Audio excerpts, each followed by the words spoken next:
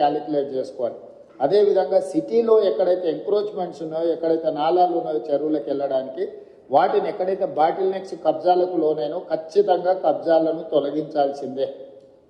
ఎంత వారున్నా ఎవరున్నా ఆ విషయంలో కఠినంగా వ్యవహరించాల్సిందే. కబ్జాలు పెట్టేటోళ్ళు 10 మంది ఉంటే ఈ 10 మంది వల్ల 10,000 ఇళ్ళు కాలనీలలో నీట మునుగుతున్నాయి. వాళ్ళ జీవితకాలం కష్టపడి సంపాదించిందంతా టీవీలు, ఫ్రిడ్జులు, మంచాలు, పిల్లల చదువులు, పిల్లల సర్టిఫికెట్లు, వాళ్ళ సంపద మొత్తం నీళ్ళలో మునుగుతుంది. మనం ఏమి క్యాలిక్యులేట్ చేసుకోవాలి. అదేవిధంగా సిటీలో ఎక్కడైతే ఎంక్రోచ్మెంట్స్ ఉన్నాయో, ఎక్కడైతే నాలాలు ఉన్నాయో చెరువులకు వెళ్ళడానికి, వాటిని ఎక్కడైతే బాటిల్ నెక్స్ కబ్జాలకు లోనైనో ఖచ్చితంగా కబ్జాలను తొలగించాల్సిందే.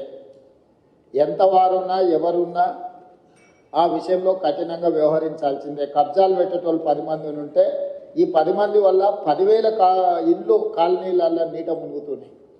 వాళ్ళ జీవితకాలం కష్టపడి సంపాదించిందంతా టీవీలు, ఫ్రిడ్జులు, మంచాలు, పిల్లల చదువులు, పిల్లల సర్టిఫికెట్లు, వాళ్ళ సంపద మొత్తం నీళ్ళలో మునుగుతుంది. మనం